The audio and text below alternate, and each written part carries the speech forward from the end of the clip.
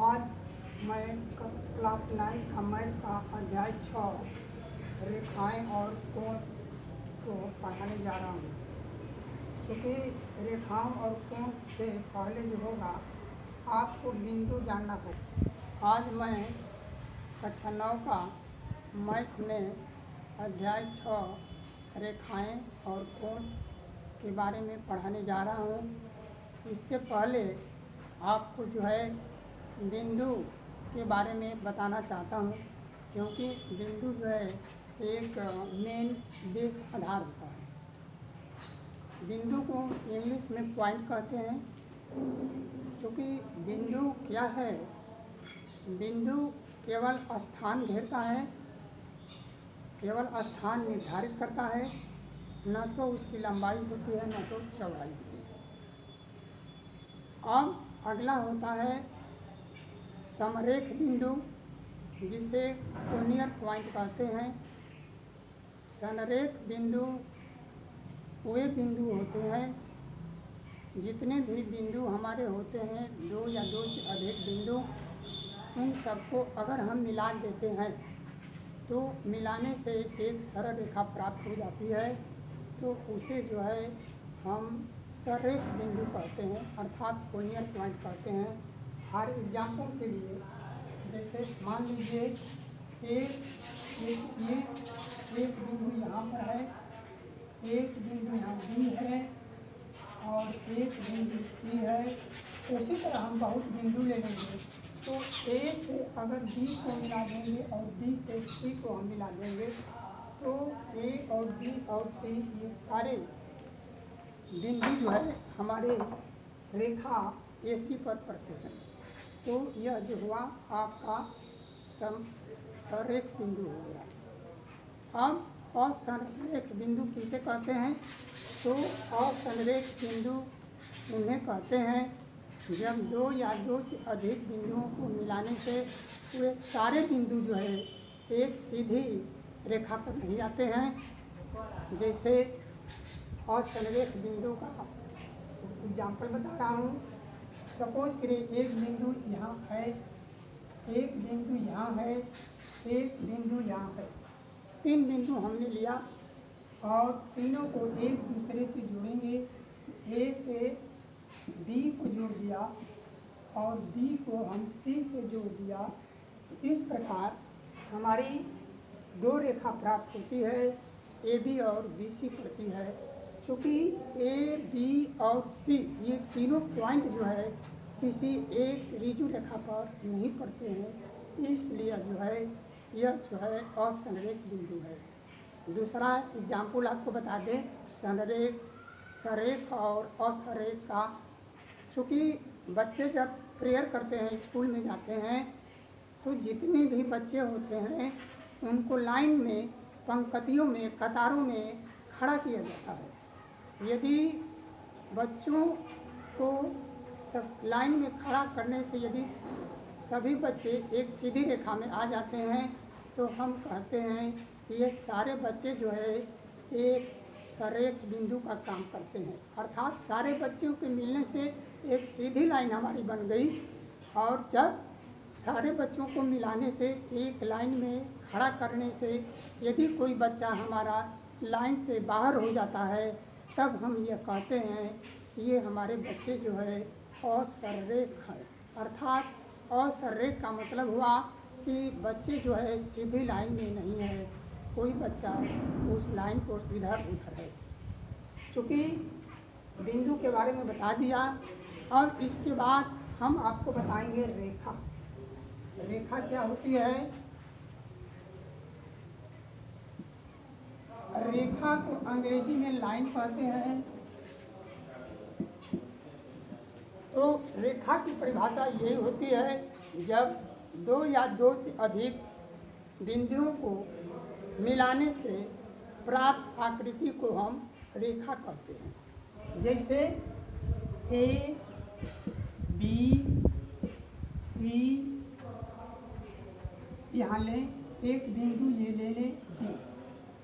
तो ए से B, B से सी और डी को जब मिला देंगे तो हमारा रेखा बनेगा एक एडी बना। चूँकि रेखा एडी को हम ए डी तीर का निशान दोनों तरफ लगा करके प्रदर्शित करते हैं। तो यह रेखा हो गई। अब चूँकि रेखा में आता है रेखाखंड होता है, तो रेखाखंड हमारा क्या है? रेखाखंड। रेखाखंड में दो शब्द है। रेखा का ही खंड होता है। जैसे ये देखिए, यह रेखा एडी है, तो इसमें एक एबी है, एक बीसी है, एक क्या है? सीडी है।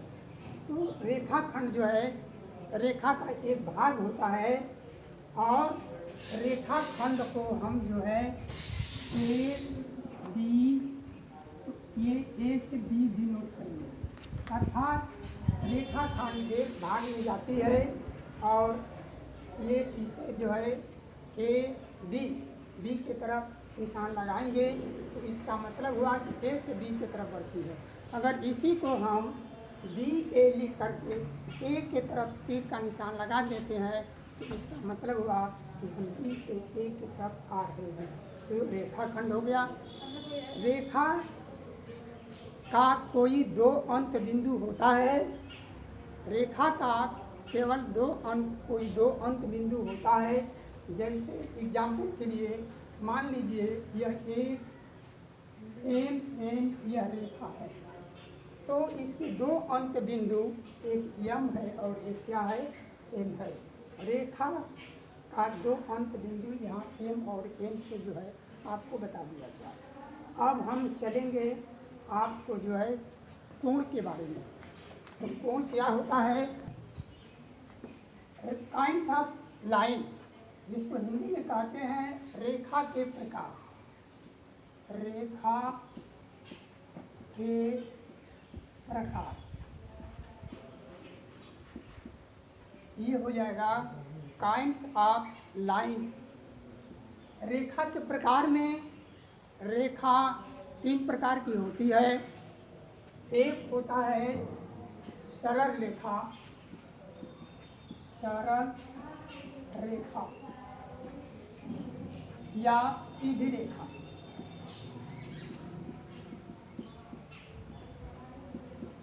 सीधी रेखा जैसे ये मान लीजिए यह ए बी एक हमारी सरल रेखा है। इसको रिजु रेखा कहेंगे, इंग्लिश में इसको स्ट्रेट लाइन बोलते हैं। दूसरा जो होता है वृत्तीय रेखा। वृत्तीय रेखा, वृत्तीय रेखा का मतलब कि वह रेखा जिससे हम वृत्त खींचते हैं, कोई सर्किल खींचते हैं और वह सर्किल जो है वह आर्क का काम करने लगता है, तो वह वृत्तीय रेखा होती है। जैसे इसका चित्र ये है, ये आपका है वृत्तीय रेखा का। और एक होता है, तीसरा होता है टेढ़ी मेढ़ी रेखा। टेढ़ी मेढ़ी रेखा। टेढ़ी मेढ़ी रेखा क्या है? टेढ़ी मेढ़ी रेखा उस रेखा को कहते हैं जिस रेखा की कोई दिशा नहीं होती है। वह जो है स्नेक जो सर्फ होता है उसका मोशन होता है, उसका गति होता है। जैसे एक रेखा इधर गई फिर इधर गई, ये इस तरह से ये आपके चली जाएगी, तो इसको हम ये कहेंगे कि ये टेढ़ी मेढ़ी रेखा है। अर्थात इस रेखा में आपका सरल रेखा, वृत्तीय रेखा सब आ जाती है। तो ये जो होती है सरल रेखा और वृत्तीय रेखा और टेढ़ी मेढ़ी रेखा। अब हम बताएंगे कि कोण क्या होता है, कोण कैसे बनता है। कोण को इंग्लिश में एंगल बोलते हैं।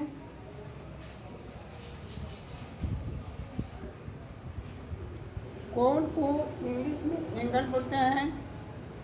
कोण की परिभाषा है दो सरल सीधी रेखाओं के झुकाव से बनी हुई आकृति को कोण कहते हैं। दो सरल सीधी रेखाओं के झुकाव से बनी हुई आकृति को कोण कहते हैं। दूसरे शब्दों में, जहाँ दो सरल रेखाएं जिस बिंदु पर मिलती हैं वहीं पर हमारा एंगल बनता है। तो कोण की परिभाषा यही है कि दो सरल सीधी रेखाओं के झुकाव से बनी हुई आकृति को कोण कहते हैं। एग्जाम चित्र है, ये एक रेखा, यह जो है ये ए, इसको बी और इसको सी ले लीजिए। तो एक रेखा यह ए बी है और एक रेखा ये बी सी है।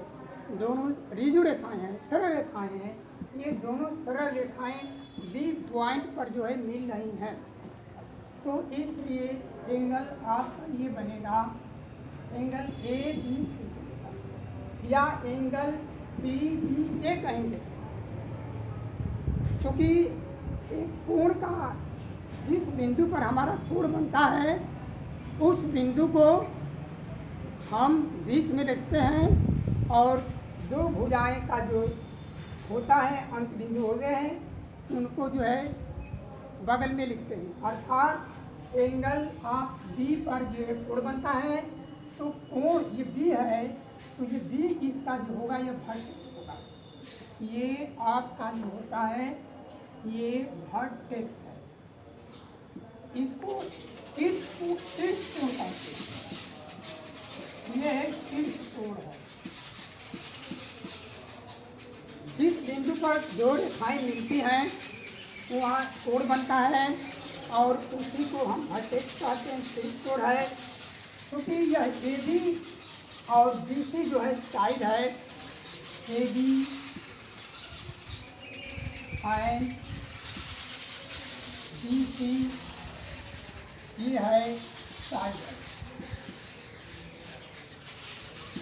माने भुजा इसको कहते हैं। ये भुजाएं हैं, ये आपकी ये भुजा है। चूंकि एंगल में जिस बिंदु पर वह कोण बनता है वह बिंदु कॉमन होता है। अर्थात यह बी जो है ए के लिए भी है और यही बी की बिंदु जो है सी के लिए है।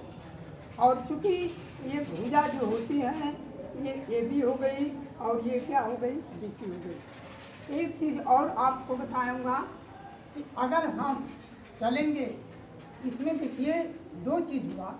जैसे एग्जाम्पल में ये आपको बताए कि अगर यह एंगल है, यह ए है, ये बी है, ये सी है, तो बेस इसको हम मान लेंगे। तो जब बेस इसको हम मानेंगे तो एंगल का तीर जब हम देते हैं तो इस तरह से हमारी जाती है ये। तो इसका मतलब हो गया कि यह बेस बी सी दिया गया है और बेस बी सी को मान कर ही हम एंगल बनाए हैं। तो इसके लिखेंगे एंगल ए बी सी या एंगल लिख देंगे सी बी ए, दोनों से। या अब इसी को हम ले लेंगे, ये यही चीज़ है कि यहाँ ए है, यहाँ बी है और ये सी है। ये दोनों साइड जो है बी पॉइंट पर मिल रही है, इसलिए एंगल हमारा ए बी सी बना।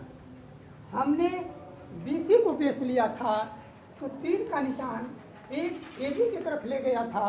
अगर ए बी को हम बेस मान लेंगे तो हमारा एरो का निशान जो होगा एंगल ए, इसको डिनोट करेंगे। इसका मतलब ये हुआ कि इस तरह से हम जो जा रहे हैं ये हमारा एंगल हुआ, अर्थात इसमें बेस ये बताया। तो वही चीज़ हुआ angle A B C or C B A. अब मैं आपको ये बताना चाहूँगा कि एंगल कितने प्रकार का होता है। काइंड्स ऑफ एंगल, इस प्रकार काइंड्स ऑफ एंगल कहते हैं। कोण कितने प्रकार का होता है, कोण कई प्रकार का होता है। पहला आप लेंगे समकोण,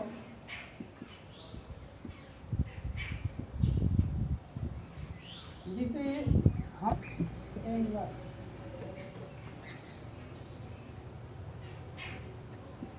राइट एंगल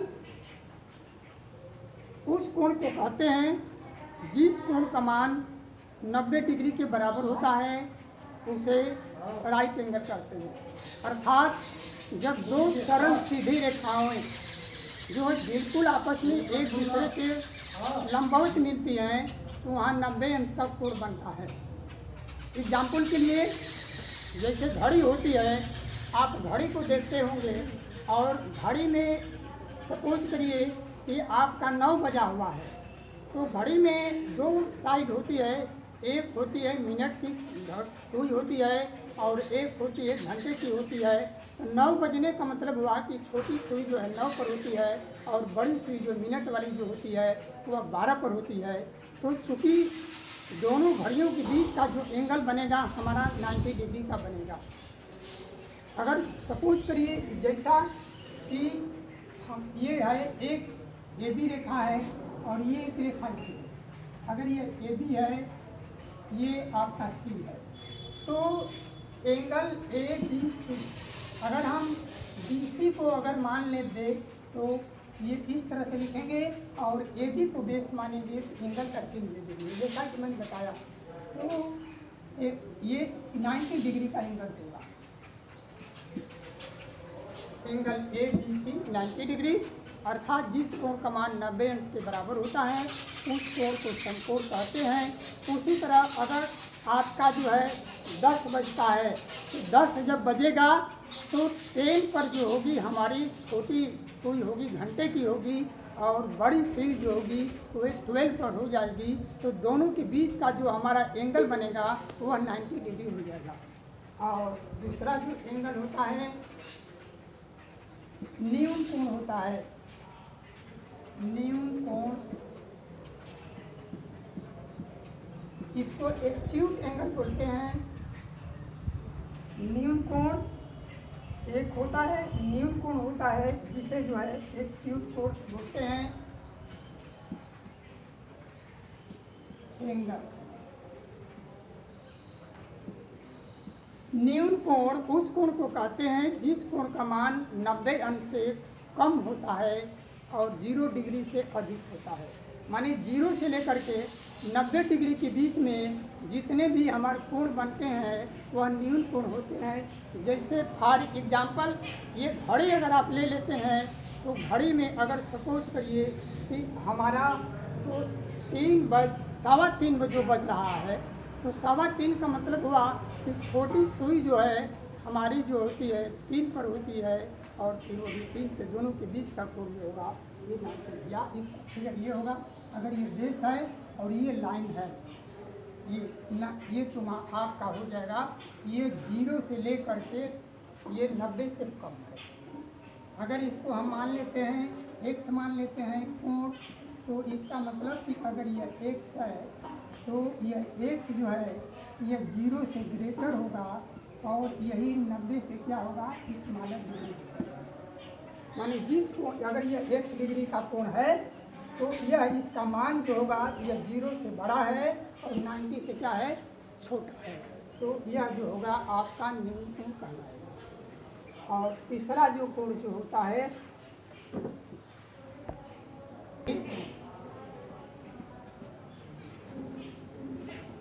अधिक कोण,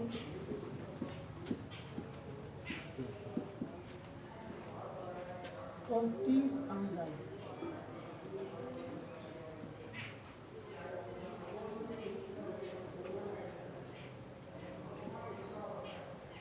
अधिक कोण उस कोण को कहते हैं जिस कोण का मान 90 डिग्री से अधिक होता है और 180 डिग्री से कम होता है।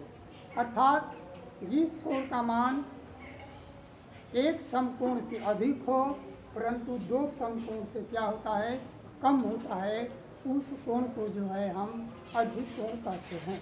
जैसे कि इस और इस रेखा यह अगर ए है बी है और ये सी है, ये साइड यह ए बी है, एक साइड बी सी है, ये वर्टेक्स बी है, तो अगर बी सी को हम बेस मानेंगे तो यह एंगल का चिन्ह अगर हम इस तरह से दिखलाएंगे तो हमारे ये एंगल जाएगा। अगर ए बी को हम बेस ले लेंगे तो इसका ऐसे होगा। अर्थात angle A B C equal to आपका हो जाएगा, यही एंगल जो है ये 90 डिग्री से क्या है अधिक है और 180 से क्या है कम है। अगर इसको हम मान लेते हैं कि यह एंगल ए बी सी जो है ये आपका जो है अधिक होगा, इसका मीन्स अगर इसको हम x मानते हैं तो x जो होगा ये 90 डिग्री से ये आपका ये बड़ा होगा और 180 डिग्री से इस मानेंगे। इसका मतलब कि 90 डिग्री से लेकर के 180 डिग्री के बीच में आने वाले जितने भी कोण होते हैं अधिक कोण होते हैं। और अगला है आपका अधिक कोण, ये आपका बताए समकोण बताए, न्यून कोण बताए, अधिक कोण बताए। अब मैं रिजु कोण के बारे में बताने जा रहा हूँ। रिजु कोण को स्ट्रेट एंगल भी कहते हैं। तो स्ट्रेट एंगल का मतलब हुआ एक सरल रेखा हो जाता है, उसी पर जो कोण बनता है तो इसे कहेंगे ये सरल कोण, या इसको ये भी कहते हैं रिजु कोण।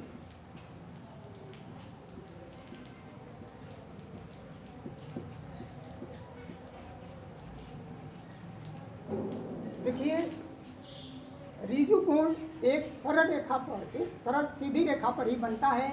जैसे मान लीजिए यह एक रेखा है, ये ए बी है और एक रेखा इधर से आ रही है सीधी, ये रेखा है।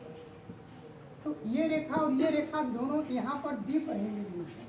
तो जहाँ जब ये मिलती है तो ये एंगल ए बी सी, ये ऊपर वाला ये 180 डिग्री में बताएगा। अगर हम नीचे से भी लेंगे तो यह ए बी ए सी ये पूरा एंगल जो होगा, यहाँ से भी ये भी लेंगे तो 180 होगा। इस प्रकार एक रेखा पर जो है सरल रेखा जो होती है उसके ऊपर 180 और नीचे 180 होता है।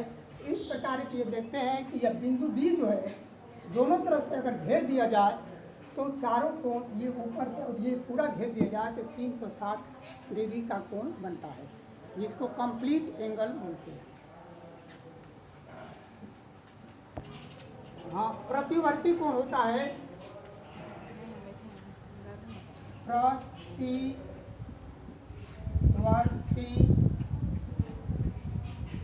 कोण ये रिफ्लेक्स एंगल होता है।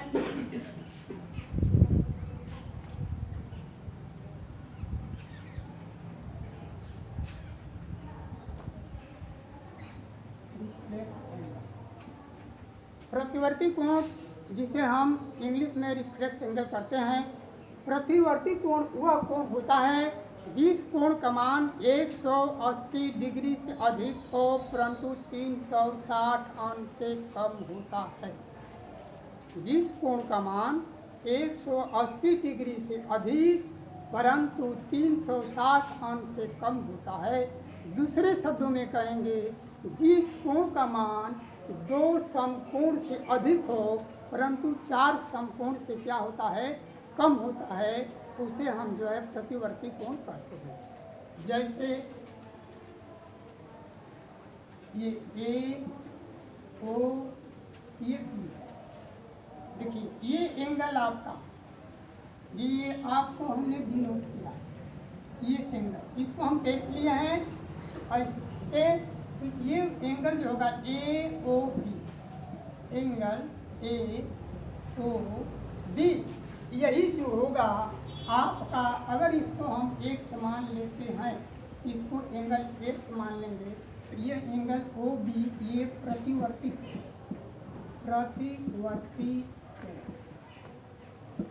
अगर इसको हम एक समान हैं तो यह 180 से अधिक होता है, 180 डिग्री से ये आपका बड़ा हो जाएगा और स्मॉलर देन हो जाएगा 360 डिग्री।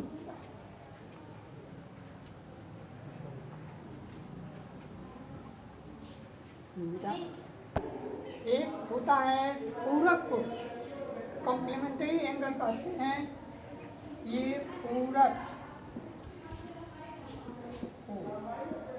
Complementary angle.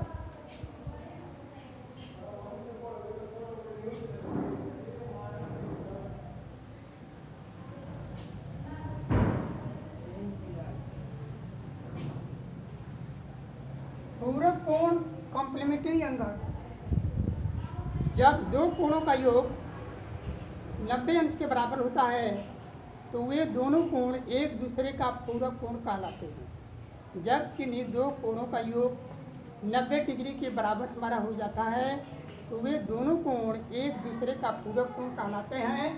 जैसे एग्जाम्पल में 30 अंश का पूरक कोण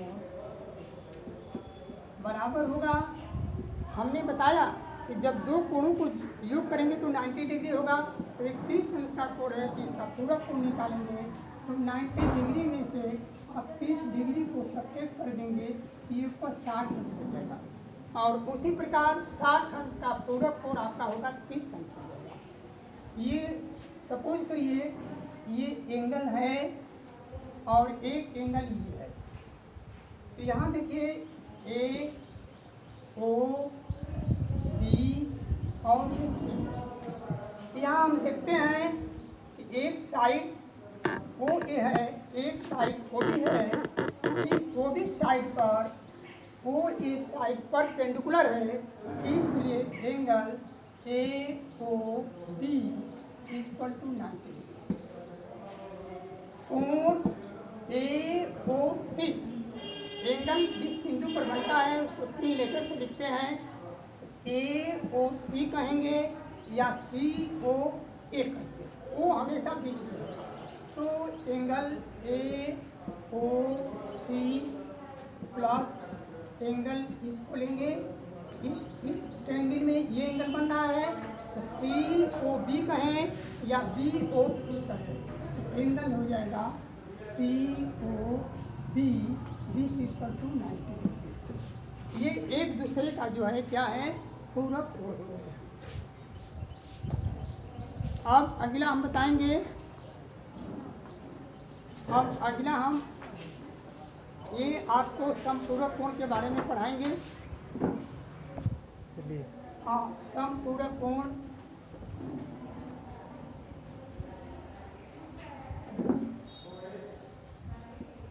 जिसको इंग्लिश में बोलते हैं सप्लीमेंट्री एंगल।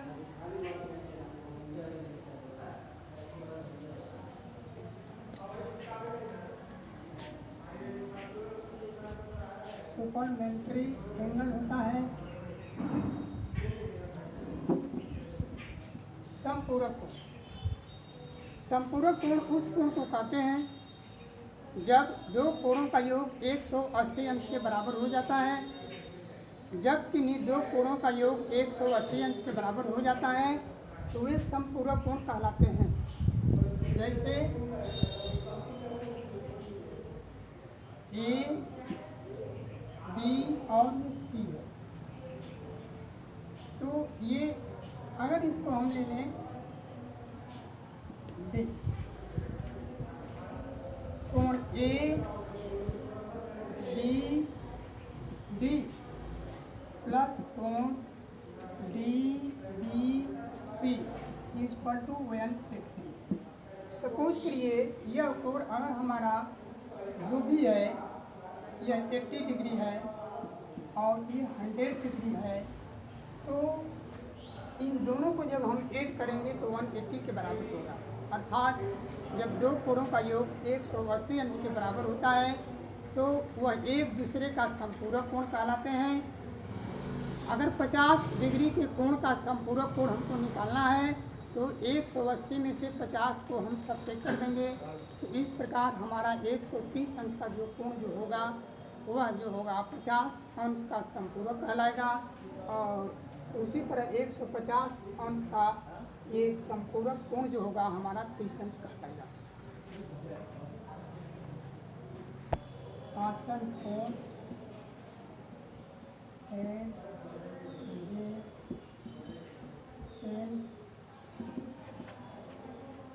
एंगल।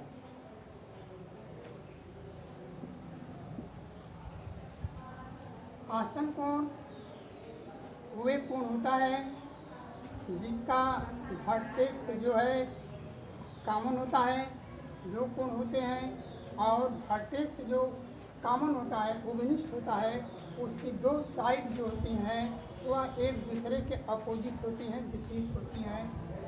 जैसे ये मान लीजिए ये है, ओ है, ये पी है, एक एंगल ये।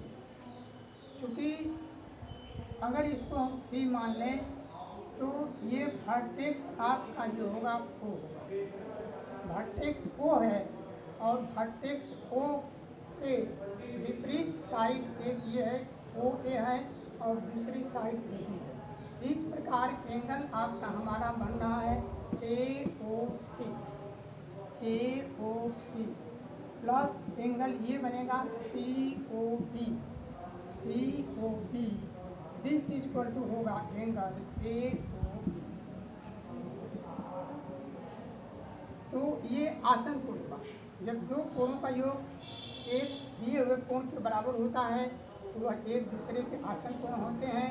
क्योंकि यह ओ जो है इनका वर्टेक्स है, और यह ओ ए और ओ बी जो है ये आपकी ये साइड होती है, ये साइड, ये भी आपकी साइड हो जाएगा जो एक दूसरे के अपोजिट होती हैं। और यह ओ बिंदु जो है ये आपका जो है वर्टेक्स। इस प्रकार एंगल ए ओ सी और एंगल सी ओ बी बनता है। इन दोनों एंगल को जब हम प्लस कर देंगे तो एंगल ए ओ बी बनेगा। तो ये एंगल ए ओ सी और एंगल सी ओ बी जो है एक दूसरे के क्या है वर्टेक्स हो गया। अब एक